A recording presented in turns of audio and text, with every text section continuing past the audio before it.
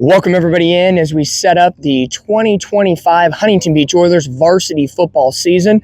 I'm your voice of the Oilers, Dominick Lorenz. Head coach Matt Hatchette, welcome to the program. I know it's been about 6 months, but from me to you, welcome to Huntington Beach. We're so glad to have you here. Thank you. It's been great. Again, 78, sunny with a nice breeze, a mile away from the beach. What can't be better than this? But just enjoying it, right? Enjoying just kind of, pivoting into the community, just having fun, getting to meet new people, new environment, all those things I've been enjoying. And even though it's been 6 months and time flies when you're having fun. And the Oilers getting ready to kick off their 2025 season on Thursday, August the 21st on the road, unfortunately, against the Orange Panthers. But we will come back to Huntington Beach. It won't be till the third game of the season, but there'll be some winning ways coming up here for the Oilers. Talking about how the season is going to progress. And for you, head coach, what has the last 6 months been like for you getting entrenched with this program, learning the players, putting your coaching staff together, and even we'll pull back the curtain a little bit. What was the hiring process like in going through everything just between you, yourself, and everything else? The hiring process was, I guess, like any other in high school football, right? They put it on a website and it's open, and then you send in an application, and then you go interview, and you're one of the interviewers, and you go in and you do your thing, and talk ball, talk character, talk development of kids, and of course they call me back, and I got the job from there. But the last 6 months, as far as that day, you're thinking football, new head football coach, and for 6 months we've done no football. So everything is administration stuff, getting buses and scheduling, and what jerseys we're going to wear, and the new jerseys and boosters and fundraising. So to me, that's not ball. I get it, but I just can't wait now to get to the fall portion, the football portion of it. So again, the Oilers regular season, it doesn't kick off till Thursday, August the 21st on the road against Orange. However, scrimmage tonight. We're sitting here at Cap Shoe Field and we're playing Sonora, and for the first time, you get to play somebody that's not in the black and orange. How does that feel? You talked about the technical portion of scheduling buses and everything else, but now it's down to brass tacks, everything in the X's and O's. What is this first coaching experience, even though it's preseason, what is it going to be like for you and your staff? I still think it's about the minute details of what we're trying to build, the development of a player. So again, we'll go out there, we'll have some X's and O's things, of course, because we're playing another team. But at the end of the day, we want to be peaking week 7, 8, 9, 10. And we know there's a process to that. And so scrimmage, right, week 0, 1, 2, 3, it's going to be way different than it is week 7, 8, 9, 10. We're just learning the offense, learning the defense, learning each other, learning coaching styles, learning emotions. Like all of those things matter in scrimmages in weeks 1 and 2. But once we get that stuff dialed in, then we'll start kind of moving forward. But right now, it's nuts and bolts, just the basics of football for us. And if you break down the basics, like you said, to the minute detail, through your coaching career as an offensive coordinator and a quarterback's coach, and then as a player, ex-NFLer over here, 6 touchdowns in his career. He used to be able to run a little bit. With the Jets, the Vikings, and the Jaguars. Is there anything that you've taken, either from players, coaches that you've had throughout your entire career, that you advise that you want to bring in to your style of coaching here in Huntington Beach? Because I know that's always important to kind of, what's the central theme of the day, or what do you want this game week to be about? What have you taken maybe from some coaches in the past? Oh, so much. It's an unlimited resource of information. I'm learning still to this day, right? I go up to the Chargers practice as much as possible, right? I just went to the Saints practice the other day. Like, I'm always trying to sharpen my tool. And I also go to youth football games and other high school games because I can learn just as much from them as well, in my personal opinion. This game has changed over the last, 5 years, let alone 5 months, let alone 10 years. So I'm always looking for any type of nugget I can get to add to my coaching style. As far as like learning the game and teaching it from my perspective, it all goes back to just the specifics of football, right? Because I think there's a life lesson on every single play, and I'm trying to let them know, again, trust, character, work, all of those things are what happens on every single play, right? The guy's sometimes going to be bigger, sometimes going to be smaller, right? All of those things, it really doesn't matter, right? Are you doing your job? Are you doing what you're coached to do? Are you doing things in a timely and team fashion? If you're doing that, we're going to be successful as a team. And number one, you'll be successful as a player. More importantly, you'll be a successful 22, 25-year-old, which is, of course, the most important thing out of all this. Yeah, setting things up for bigger and brighter days on and off the field, I think, is the ultimate key, I think, for a coach, especially at this development level in high school these days. Absolutely. When you look at now what is on this roster for the Oilers, some of it you inherited, some returning players from a couple past seasons, some incoming transfers, some kids being brought up from JV levels and freshman teams last season. We'll start on your side of the football, the offensive side of things. I think it's pretty clear where the first conversation is, and it's Brady Edmonds. I think that's everybody's question as a quarterback coach. You got a quarterback who committed to Ohio State last year.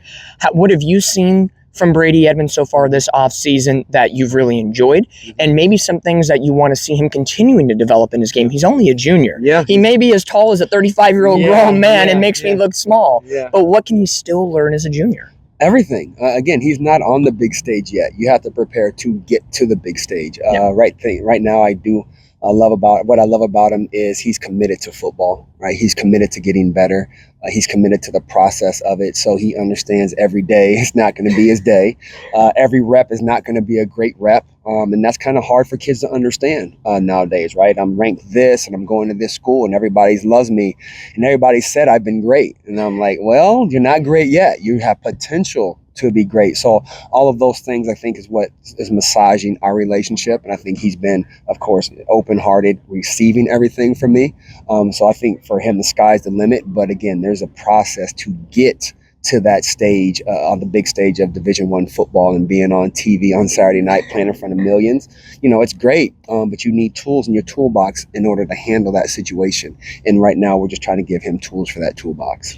And for you, and speaking of those tools, what is the type of offense you want to surround him with? Because we know there's wide receivers like Troy Foster, Steele Kurtz, but talk to me some about the incoming transfer students that are going to make a mark on this program. Because I've been around practice and they're locked and loaded. Again, there's still things to work on, but there's still talent surrounding this really young, talented core here at Huntington Beach. Yeah, I think Nick Navarrete, who's been here, he's been a great surprise for us. Again, I didn't see him play in the spring a lot because he was in track, so I didn't know how good he is, but he's definitely trending to be a big-time contributor for us. Dylan Bruce, transfer in, again, all the talent in the world, a couple offers right now, but he'll definitely be a national guy next year. So looking forward to adding them, those two tools to the toolbox as well. For the most part, my offense there's no more offense of just spread and just run the ball. Like if you're an offense and you're not doing everything, then it's not a real offense, right? You're supposed to have different personnel settings, different formations, shifts and motions. Like all of those things have to be in the offense. Else you're just limited, right? If you see somebody line up in a 3-by-1, like 80% of the time, and the other times they're just in a 2-by-2 with 4 receivers on the field every single play. That defensive coordinator sleeps the night before you guys play the game, right? And I don't want the defensive coordinator sleeping when he's trying to study my offense. Like you have to figure things out. Like that's the best part of this whole game, right? Yes, is the chess match, right? So I enjoy trying to get our players ready to. Again, we're learning an NFL sophisticated offense, but I'm also smart enough not to give them everything from an NFL perspective. Obviously, don't blindside them and freak them out and make them the ones that are staying up at night. Like what to peel back, right? You give them everything, and then of course once you get to see how kids learn, and do we have to do more meeting room? Do we have to do more film? Do we have to do more stuff at practice? All of those things start to matter, and I think that's what we're figuring out right now. And some people say offense turns to defense, defense turns to offense. So let's flip the side of the ball to look at things from a defensive side. Again, a lot of returning players, Darby Warren, Gavin Seguin, Owen Bone, they kind of, as the old phrase would say, kind of churn the butter of that defense a little bit. How does their leadership really make a huge mark on this defense that can take it from something that can be good, but can really elevate it to something great? Yeah, we have to be. We have to be better leaders. We have to be better players. We have to be more disciplined players. And I think that's what we're working on right now. I don't think we're there yet as a defensive group.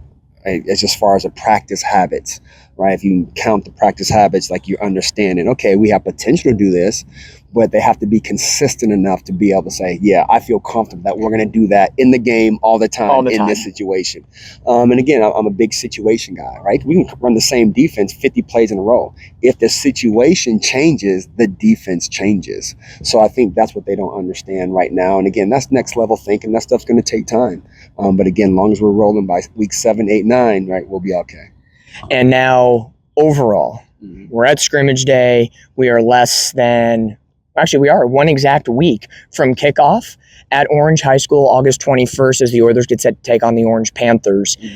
What is one thing, the big overarching thing, when that day comes that you want your message to clearly get through to the players? And what do you hope at the end of the day when you go to bed on the 21st? What would you love? What would be the perfect case scenario for that first game? No, I don't even want a perfect scenario. If you get a perfect scenario, you stop working. If you get a perfect scenario, you get complacent. If you get a perfect scenario, everybody thinks we made it. It's week 1. I'll have this conversation a lot with, doing interviews for like the Vikings and stuff like that. And the fan base always wants to know Super Bowl. I'm like, you're going to lose games, right? It's okay, right? The team can evolve throughout the year. I just thought last year that when Ohio State lost to Michigan, I said, best thing for them? That's the best thing for them. Now they're going to go win the national title. And big brain thinking, people. Big brain thinking. So, again, week 1 is all about just getting better and stacking a day on top of a day, right? If you sit there, you look at a wall, and you're like, I got to build that wall, you're going to be overwhelmed. But if you sit there and say, I just got to lay one brick perfectly today, lay this one brick, then I think over time you'll look back and say, now I have the perfect wall. And that's all we're trying to do right now, day by day, brick by brick. Absolutely. And now we're going to get to the part of the season preview / interview with you, kind of a getting to know Coach Hatchette a little bit, first-year head coach here at Huntington Beach. Again, so glad to have you and the coaching staff here, this new era of Oilers football. When I was here at practice last week, the first thing I said to you when we were on the field was, there's a vibe with this team. I use that word vibe. I know maybe it's a younger kid's word or whatever, but there is a vibe with this team, and we're seeing it a little loose, but still the nuts and bolts, the development of the game. Is that something you want to keep as high as possible, kind of keep everybody loose and just jovial throughout the year? I always want kids to be relaxed, especially in the moment, right? We're going to make the practice scenario as tough as possible, as chaotic environment as possible in practice. So when you get to a game, you're like, oh, this is easy. We want the game to be easier than practice. That's the goal. Do they understand that yet? No. It's still summer. It's still summer. Right. They don't understand what I'm doing at this point because we have no games, right? They haven't seen me smile between the lines. But I think game day is sacred. I think game day is the moment for the kid that they're going to remember 15 years from now, 30 years from now, So I just approach the game day way different than I do practice. And that's only if you practice the correct way Monday through Thursday. If all that stuff is done, you have nothing to worry about on Friday anyway. I think that's the biggest kid for anybody watching along is the preparation. It's going to be hard. It's going to be daunting, but it's going to pay off at the end of the day. And that's not mine. That's just what we talk about here at Huntington Beach. So you talk about relaxation. Let's kind of wrap this thing up.